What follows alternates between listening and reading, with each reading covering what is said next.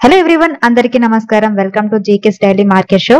And ఈ రోజు మన మార్కెట్ లో కనుక చూస్తే కంటిన్యూ సెకండ్ డే కూడా ప్రాఫిట్ లోనే క్లోజ్ అవడం జరిగింది. డిసెంబర్ నుంచి ఇప్పటి వరకు ఇదే హై లెవెల్ అన్నమాట. సెన్సెక్స్ కనుక చూస్తే అరౌండ్ 294 పాయింట్స్ పెరిగి 80,796 దగ్గర క్లోజ్ అయింది. అలాగే నిఫ్టీ అనేది 114 పాయింట్స్ పెరిగి 24,461 దగ్గర క్లోజ్ అయింది. ఈ రోజు మార్కెట్ పెరగడానికి ఇంపాక్ట్ చేసిన పాయింట్స్ కనుక చూస్తే ముందుగా వాల్ స్ట్రీట్ నుండి ఇండియా అండ్ యుఎస్ మధ్య త్వరలో ట్రేడ్ అగ్రిమెంట్ కుదరొచ్చు అనే స్ట్రాంగ్ ఇండికేషన్స్ అయితే వస్తున్నాయి అన్నమాట. అండ్ గ్లోబల్ ట్రేడ్ టెన్షన్స్ కూడా తగ్గాయి. అండ్ యుఎస్ ట్రేడ్ డేటా కూడా చాలా పాజిటివ్ గా ఉంది. అండ్ బెటర్ Q4 రిజల్ట్స్ అని చెప్పుకోవచ్చు. అండ్ మెయిన్ గా FI ఇన్ఫ్లో అనేది ఏప్రిల్ మంత్ లో 4,200 crores కి రీచ్ అయింది. ఇది ఒక పాజిటివ్ ఇండికేషన్ అండి మార్కెట్ కి. అలాగే OPEC plus countries crude oil supply పెంచాలని డిసైడ్ అవ్వడంతో బ్రెంట్ క్రూడ్ ఆయిల్ ప్రైజెస్ అనేవి $60 కంటే తక్కువగా పడిపోయాయి అనమాట. ఇది ఇండియాకి బెనిఫిట్ గా మారింది. ఇంపోర్ట్ బిల్ అనేది తగ్గుతుంది. బ్యాంకింగ్ సెక్టర్ తప్ప మిగతా అన్ని ఇండెక్సెస్ కూడా మోర్ దెన్ 1% గెయిన్ అవడం జరిగిందండి. Auto, power, energy, metals, FMCG, oil and gas లో ర్యాలీ అనేది జరిగిందనమాట. అలాగే ఈ రోజు Nifty mid cap and small cap లో హెవీ బయింగ్ అయితే కనిపించింది అనమాట. నిఫ్టీ మిడ్ క్యాప్ అనేది 1.81% పెరిగింది. స్మాల్ క్యాప్ 1.02% పెరగడం జరిగింది. అండ్ ఈ రోజు మార్కెట్ ఇంపాక్ట్ చేసిన ఇంకొక న్యూస్ ఏంటంటే అదానీ గ్రూప్ సంబంధించి ఉందండి. అదానీ గ్రూప్ అఫీషియల్స్ రీసెంట్ గా అమెరికా ట్రంప్ మేనేజ్మెంట్ రిప్రజెంటేటివ్స్ ని మీట్ అయ్యారనమాట. అదానీ గ్రూప్ మీద ఉన్న విదేశీ మోసం అలిగేషన్స్ కేసు మీద చర్చలు అయితే జరిగాయి. ట్రంప్ అడ్మినిస్ట్రేషన్ తో మ్యూచువల్ సొల్యూషన్స్ కి అదానీ గ్రూప్ అయితే ట్రై చేస్తుంది. అండ్ రాబోయే కొన్ని నెలల్లో అఫీషియల్ సెటిల్మెంట్ వచ్చే అవకాశం అయితే ఉంది. ఇప్పటి వరకు కంపెనీ నుంచి స్పెషల్ గా ఎలాంటి అనౌన్స్మెంట్ అయితే రాలేదు. సో అదానీ గ్రూప్ ఇప్పుడు యుఎస్ లో లీగల్ బ్యాగేజ్ తగ్గించుకునే పనిలో ఉందన్నమాట. ఇది క్లియర్ అయితే అదానీ గ్రూప్ కి విదేశీ ఇన్వెస్ట్మెంట్స్ లో ఊపు అనేది పెరగొచ్చు. ఇది ఒక వెయిట్ అండ్ వాచ్ సిచ్యువేషన్ అండి. రెజల్యూషన్ వచ్చే వరకు క్లారిటీ ఉండదు. బట్ ఈ రోజు అదానీ గ్రూప్ స్టాక్స్ అన్ని కూడా మోర్ దెన్ 5% పెరగడం జరిగింది. అండ్ భారతీ ఎయిర్టెల్ నుండి ఒక బిగ్ అప్డేట్ ఉందండి. Bharti Airtel and Tata group మధ్య ఉన్న DTH direct to home merger talks అనేవి కంప్లీట్ గా క్లోజ్ అవుతున్నట్లు అఫీషియల్లీ అనౌన్స్ చేయడం జరిగింది అనమాట. చాలా రోజులుగా టాటా ప్లే అలాగే ఎయిర్టెల్ డిజిటల్ టీవీ మధ్య కొన్ని చర్చలు అయితే జరుగుతున్నాయి మర్జర్ కి సంబంధించి. బట్ ఇక నుంచి చర్చలు అనేవి ముందుకు వెళ్లే అవకాశం లేదనమాట. Airtel DTH and Tata play గనక మర్జర్ అయితే ఇండియాలోనే ఒక బిగ్ DTH కంపెనీ వచ్చేది. కానీ ఇప్పుడు డిస్కషన్స్ అనేవి పూర్తిగా ఇగ్నోర్ చేయడం జరిగింది అనమాట. దీని వలన మార్కెట్ లో రెండు బ్రాండ్స్ కూడా వాటి దారిలో కాంపిటీషన్ అయితే కంటిన్యూ చేయాల్సి ఉంటుంది. అండ్ ఇండస్ట్రీ కన్సల్టేషన్ కి ఇది ఒక పెద్ద బ్రేక్ అని చెప్పుకోవచ్చు. And moreover Tata play IPO process కూడా ఒక డిలే సిగ్నల్ కావచ్చండి. అండ్ ఎయిర్టెల్ కి అయితే ఇమీడియట్ గా ఎటువంటి ఫైనాన్షియల్ ఇంపాక్ట్ ఉండకపోయినా లాంగ్ టర్మ్ సినర్జీ బెనిఫిట్స్ అయితే మిస్ అవుతుంది అనమాట.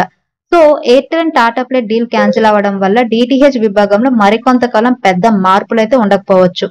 టాటా మోటార్స్ JLR నుంచి ఒక గుడ్ న్యూస్ అయితే ఉందండి. JLR ఇప్పుడు మళ్ళీ USA కి కార్లు ఎక్స్పోర్ట్స్ అనేది స్టార్ట్ చేసింది అనమాట. USA అంటే JLR కి ఒక మెయిన్ మార్కెట్ అండి. కొంతకాలంగా నిలిచిన ఈ ఎక్స్పోర్ట్స్ అనేవి మళ్ళీ రీస్టార్ట్ అవ్వడం జరిగింది. సప్లై చైన్ సమస్యలు కూడా ఇప్పుడిప్పుడే సర్దుబాటయ్యాయి అనమాట. దీనివల్ల టాటా మోటార్స్ కంపెనీకి వచ్చే క్వార్టర్ లో లాభాలపై మంచి ప్రభావం ఉండే అవకాశం ఉందండి. సో JLR మళ్ళీ కార్లు ఎగుమతి మొదలు పెట్టింది అంటే టాటా మోటార్స్ కి ఇది గుడ్ న్యూస్ అనమాట. అమ్మకాలు అనేవి పెరుగుతాయి, అలాగే ప్రాఫిట్స్ కూడా పెరుగుతాయి. MTNL కి సంబంధించి ఒక బిగ్ అప్డేట్ ఉందండి. MTNL రీస్ట్రక్చరింగ్ విషయంలో కొత్త దిశలో అడుగులు పడుతున్నాయి అనుకోవచ్చు. MTNL Mahanagar telephone Nigam limited కి సంబంధించి న్యూ గవర్నమెంట్ డిసిజన్ ప్రకారం నేషనల్ ల్యాండ్ మానిటైజేషన్ కార్పొరేషన్ అనేది ఏర్పాటు చేస్తుంది. దీపం department of investment and public asset management secretary announcement ప్రకారం ఈ కొత్త సంస్థ ద్వారా MTNL వంటి సంస్థలు తమ నాన్ కోర్ ల్యాండ్స్ ని మానిటైజ్ చేసి లోన్ రీపేమెంట్ చేయడానికి ఉపయోగించవచ్చు అనమాట. ఈ ల్యాండ్ మానిటైజేషన్ వల్ల గవర్నమెంట్ బెయిల్అవుట్స్ అవసరం లేకుండానే స్ట్రాటజికల్లీ డెట్ అనేది రిడ్యూస్ చేసుకునే అవకాశం ఉందన్నమాట. సో ల్యాండ్ మానిటైజేషన్ ద్వారా అప్పులు తక్కువ చేసి కంపెనీ మళ్ళీ ట్రాక్ లోకి వచ్చే ఛాన్స్ అయితే ఉంది.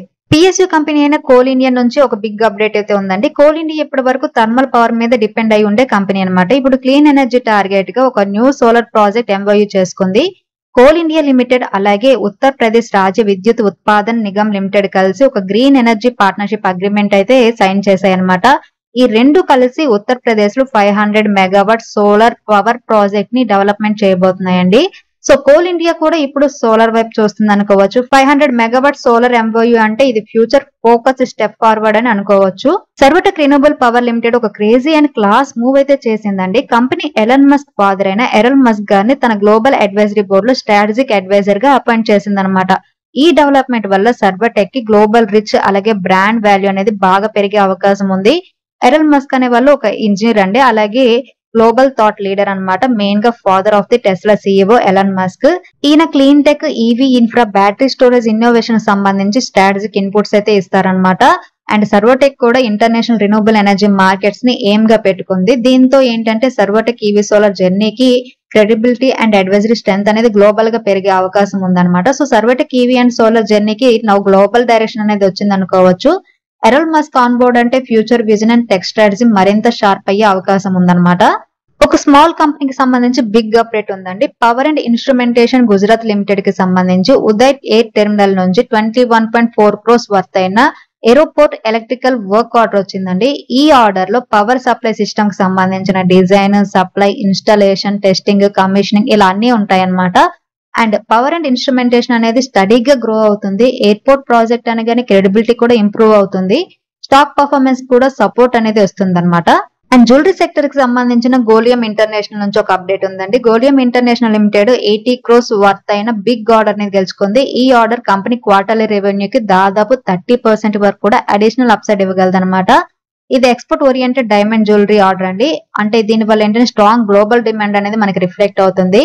సో లార్జ్ సింగిల్ ఆర్డర్ అనేది అంటే strong pipe line and global trust అని చెప్పుకోవచ్చు.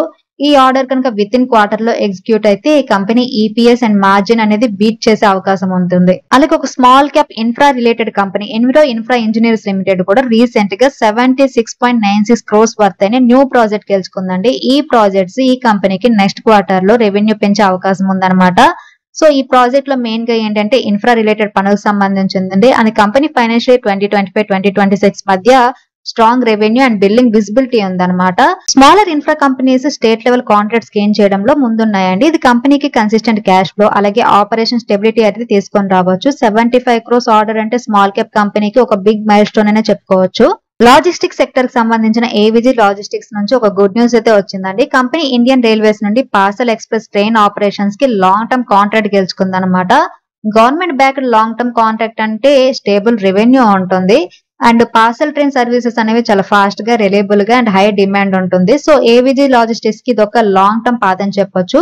రైల్ లాజిస్టిక్స్ లో ఒక స్ట్రాంగ్ గా నిలబడడానికి ఇది ఒక ఛాన్స్ అని కూడా చెప్పుకోవచ్చు అండి.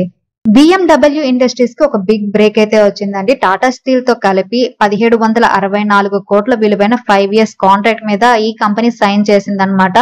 స్మాల్ టు మిడ్ క్యాప్ కంపెనీకి ఇలా బంపర్ ఆర్డర్ రావడం అంటే భారీ గ్రోత్ కి దారితీసే అవకాశం అనుకోవచ్చు. టాటా గ్రూప్ వంటి క్లయింట్ తో పార్ట్నర్ అవ్వడం అంటే బ్రాండ్ క్రెడిబిలిటీని పెంచుతుంది. సో స్టాక్ పైన పాజిటివ్ ట్రిగ్గర్ ఉంటుంది అండ్ ఇన్వెస్టర్ కాన్ఫిడెన్స్ కూడా బూస్ట్ అవుతుంది. అండ్ ఈ రోజు బజాజ్ గ్రూప్ కి సంబంధించిన one of the company Bajaj consumer Q4 results announce చేసిందండి. నెట్ ప్రాఫిట్ కనుక చూస్తే ఇయర్ ఆన్ ఇయర్ అనేది 13% డౌన్ అయ్యింది. 31 crores పోస్ట్ చేయడం జరిగింది. అండ్ రెవెన్యూ అనేది 4.4% పెరిగి 250.5 crores అనౌన్స్ చేసింది. ఎబిటా 8.3% డౌన్ అయ్యి 32 crores పోస్ట్ చేసింది. అండ్ మార్జిన్ కూడా ఇయర్ ఆన్ ఇయర్ కనుక చూస్తే 14.5% నుండి 12.7% కి తగ్గడం జరిగింది అనమాట.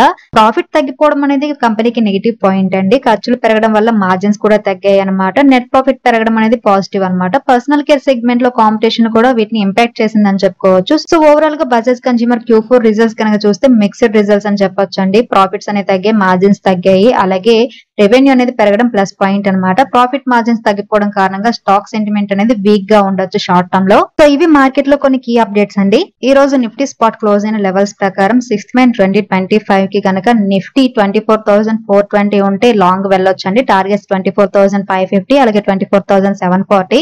ఒకవేళ నిఫ్టీ 24,380 సపోర్ట్ గనక బ్రేక్ అయితే షార్ట్స్ కి వెళ్ళొచ్చు. Target 24,190 and 23,700. ఇది ఈ రోజు వీడియో. ఈ వీడియో కేవలం ఎడ్యుకేషన్ పర్పస్ మాత్రమే చేసింది. Thank you for watching. Have a good day.